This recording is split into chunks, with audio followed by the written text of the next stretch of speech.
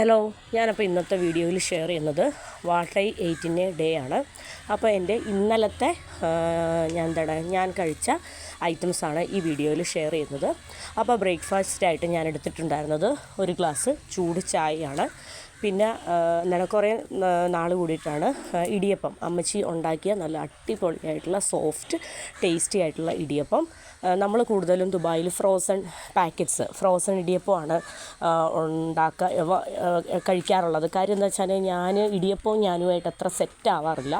അപ്പോൾ പല പ്രാവശ്യവും ഇടിയപ്പം ഉണ്ടാക്കാനായിട്ട് ട്രൈ ചെയ്തിട്ടുണ്ട്. അപ്പോൾ മാവിൽ വെള്ളം കൂടുവോ കുറയുവോ പല പ്രാവശ്യവും ഞാൻ അരിപ്പൊടി എടുത്ത് കളയുന്ന ഒരു സിറ്റുവേഷൻ ഉണ്ടായപ്പോഴത്തേനും ഇടിയപ്പം ഉണ്ടാക്കാനായിട്ട് ഒരു എന്താ പറയുക, എന്തൊക്കെ കുക്ക് ചെയ്താലും ഇടിയപ്പവും ഞാനുമായിട്ട് എന്തോ സെറ്റ് ആവുന്നില്ല. അതുകൊണ്ട് തന്നെ ഞാൻ അമ്മച്ചിയോട് പറഞ്ഞായിരുന്നു, അമ്മച്ചി ഉണ്ടാക്കുന്ന ഇടിയപ്പം എനിക്ക് കഴിക്കാൻ വേണമെന്ന് ഞാൻ പറഞ്ഞായിരുന്നു. ഇടിയപ്പം എന്ന് പറയുന്നത് എനിക്ക് അത്ര വലിയ ഫേവറേറ്റ് ഒന്നും അല്ല. ഒരു 1-2 തവണ കഴിച്ചു കഴിഞ്ഞാൽ ഓക്കെ, അതിനോടുള്ള ഒരു ഇഷ്ടം ഒന്ന് കഴിക്കണം എന്നായിട്ടുള്ള ഒരു ആഗ്രഹമേ ഉള്ളൂ.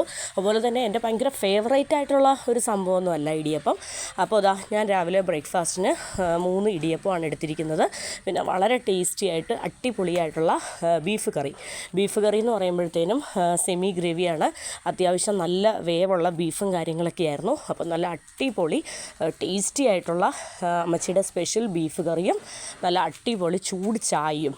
അപ്പോൾ ഞാൻ ആസ്വദിച്ച് എൻജോയ് ചെയ്ത് കഴിക്കുകയാണ്. അപ്പോൾ വളരെ ടേസ്റ്റി ആയിട്ടുള്ള അടിപൊളി ബ്രേക്ക്ഫാസ്റ്റ് ആയിരുന്നു കഴിഞ്ഞ ദിവസത്തേത്. അപ്പോൾ ഇടിയപ്പം, ഈ ഒരു ചെറിയ ഇടിയപ്പം നമുക്ക് അവിടെ തേങ്ങയും കാര്യങ്ങളൊന്നും ഇല്ല എങ്കിലും ഞാൻ ഇടയ്ക്ക് ആവി കയറ്റുമ്പോഴത്തേനും ഇടയ്ക്ക് തേങ്ങ ലെയർ ചെയ്ത് വെക്കാറുണ്ട്. എങ്കിലും ഇടിയപ്പം എന്നൊക്കെ പറയുമ്പോഴത്തേനും ഈ ഒരു ഇടിയപ്പത്തിൻ്റെ ടേസ്റ്റൊന്നും അതിന് കിട്ടാറില്ല. അപ്പോൾ ഞാൻ കഴിക്കുകയാണ്. നല്ല സോഫ്റ്റായിട്ട് വായിലിട്ടാൽ അലിഞ്ഞു പോകുന്ന ഇടിയപ്പം. അപ്പോൾ അത് ബീഫിൻ്റെ ഗ്രേവിയിൽ മുക്കി കുറച്ച് കഴിക്കുകയാണ്. പിന്നെ ഇടിയപ്പത്തിൻ്റെ കൂടെ തന്നെ എനിക്ക് ഭയങ്കര ഫേവറേറ്റ് ആയിട്ടുള്ളതാണ് നമ്മുടെ കുഴക്കട്ട എന്ന് പറഞ്ഞാൽ ശർക്കരയോ പഞ്ചസാരയോ ഒന്നും ഇട്ട കുഴക്കട്ടയല്ല. ഇടിയപ്പത്തിൻ്റെ ആ ഒരു മാവ് വെക്കുമ്പോൾ അതിലേക്ക് ഒരു പിടി തേങ്ങായും ഇട്ടിട്ട് പിന്നെ ഒരു കുറച്ച് പഞ്ചസാരയും കൂടെ ചേർത്തിട്ട് ഉരുളകളാക്കി ഉരുട്ടി ആവി കയറ്റിയെടുക്കും.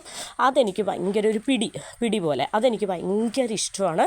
അതെനിക്ക് കറിയുടെ കൂടെ കഴിക്കാൻ ഭയങ്കര ഇഷ്ടമാണ്. അപ്പോൾ അതിന് ശേഷം നമ്മൾ ബ്രേക്ക്ഫാസ്റ്റൊക്കെ കഴിഞ്ഞു. ഞാൻ പറഞ്ഞല്ലോ, ബ്രേക്ക്ഫാസ്റ്റ് ഇവിടെ ആയതുകൊണ്ട് ഒരു 8-8:30 കൂടിയൊക്കെ ബ്രേക്ക്ഫാസ്റ്റ് കഴിക്കും.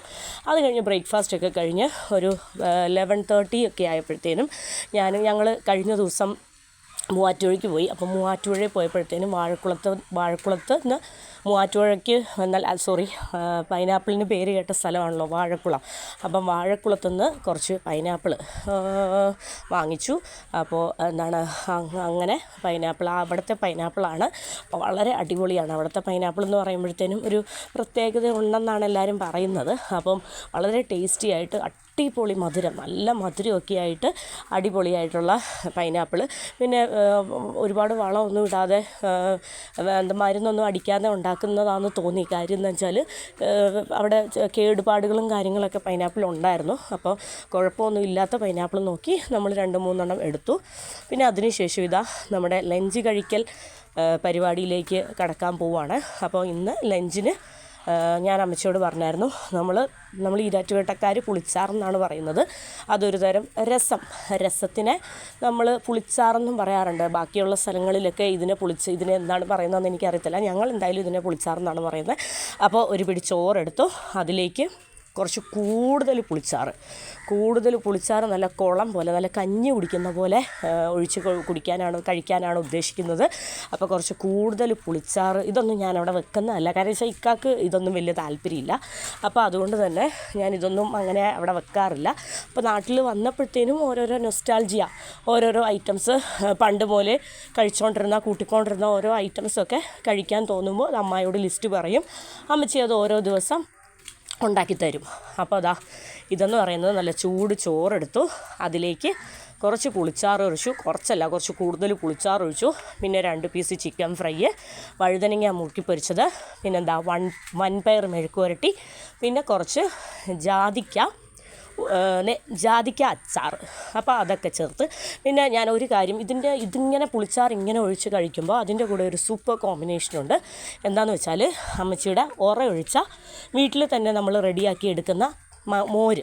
അപ്പോൾ ആ മോരും കൂടെ ആ പുളിച്ചാറിൻ്റെ മുകളിലേക്ക് ഒഴിച്ച് ഒരു പപ്പടം പൊരിച്ചതൊക്കെ ഉണ്ടായിരുന്ന അടിപൊളിയായിരുന്നു. പക്ഷേ പപ്പടം പൊരിക്കാനുണ്ട്, ബീഫ് പൊരിച്ചതുണ്ട്, പക്ഷേ വേണ്ട, ഇപ്പോൾ ഉള്ളത് വെച്ചിട്ട് നമ്മൾ എൻജോയ് ചെയ്ത് കഴിക്കുകയാണ്.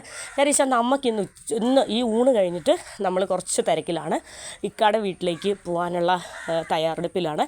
അതുകൊണ്ട് തന്നെ പെട്ടെന്ന് എല്ലാം കൂടെ ചേർത്ത് കൂട്ടിക്കുഴച്ച് കഴിച്ചതിന് ശേഷം നമ്മൾ പുറത്തേക്ക് പോവുകയാണ്. അപ്പോൾ ഈരാറ്റുപേട്ടയിൽ തന്നെ തെക്കേക്കര എന്ന് പറഞ്ഞ സ്ഥലത്താണ് ഇക്കാടെ വീട്.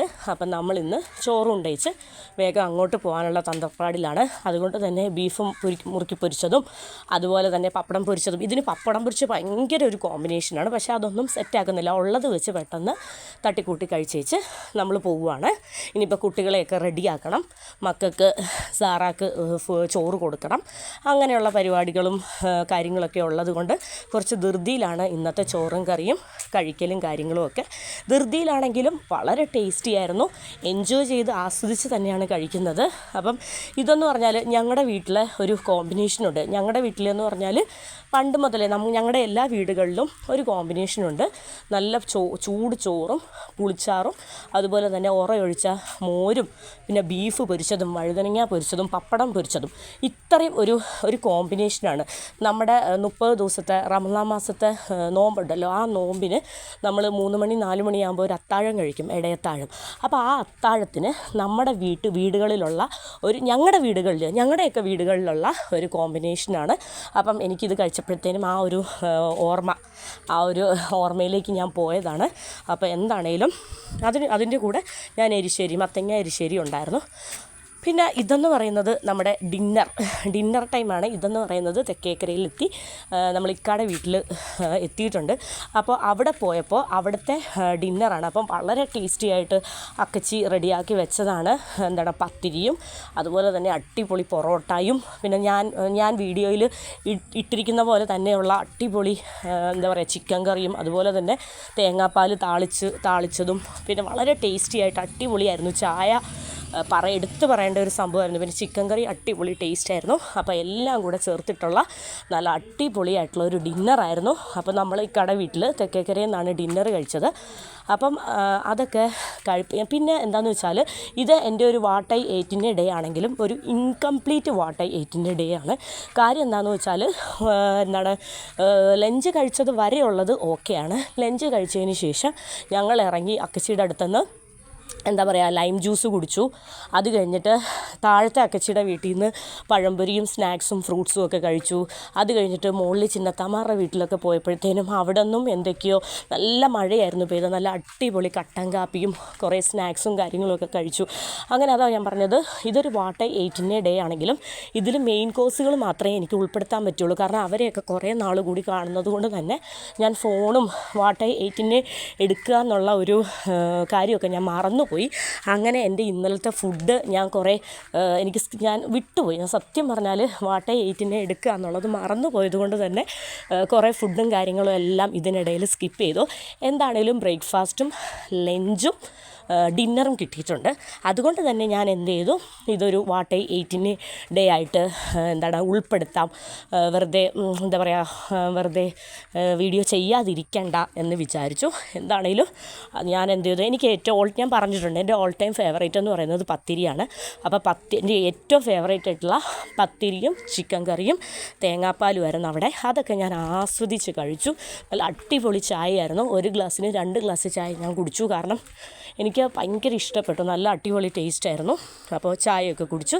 അപ്പോൾ ഞങ്ങളൊരു 9:30 ഒക്കെ ആയപ്പോഴത്തേനും അവിടെ നിന്ന് തിരിച്ചെത്തി. അതിനുശേഷം രാത്രി 1 ഗ്ലാസ് ഗ്രേപ്പ് ജ്യൂസ് കുടിച്ചു. 1 ഗ്ലാസ് ഗ്രേപ്പ് ജ്യൂസും കൂടെ കുടിച്ചതിന് ശേഷം തിരിച്ച് വീട്ടിലെത്തിയതിന് ശേഷം ഒരു വലിയ ഗ്ലാസ് ഗ്രേപ്പ് ജ്യൂസും കൂടെ കുടിച്ചതിന് ശേഷം ഇന്നത്തെ ഫുഡടിക്കൽ കലാപരിപാടികൾ നമ്മൾ അവസാനിപ്പിച്ചു. അപ്പോൾ ഈ വീഡിയോ എന്ന് പറയുന്നത് എൻ്റെ ഇന്നലത്തെ വാട്ടൈ 8ൻ്റെ ഡേ ആയിരുന്നു. അപ്പോൾ നിങ്ങൾക്ക് എൻ്റെ ഫുഡും കാര്യങ്ങളും എല്ലാം ഇഷ്ടപ്പെട്ടു എന്ന് വിചാരിക്കുന്നു. അപ്പോൾ ഇത്രയൊക്കെ ഉള്ളൂ. അപ്പോൾ വളരെ ടേസ്റ്റി ആയിട്ടുള്ള കുറച്ച് ഡിഷസാണ് ഞാൻ നിങ്ങളുടെ മുമ്പിൽ ഷെയർ ചെയ്തത്. ഈ ഗ്രേപ്പ് ജ്യൂസ് എന്ന് പറയുന്നതും എടുത്തു പറയേണ്ട അടിപൊളിയായിരുന്നു. അപ്പോൾ ഇത്രയൊക്കെ ഉള്ളൂ. എൻ്റെ വീഡിയോ ഇഷ്ടപ്പെട്ടെങ്കിൽ സ്കിപ്പ് ചെയ്യാതെ കാണുക. Thank you.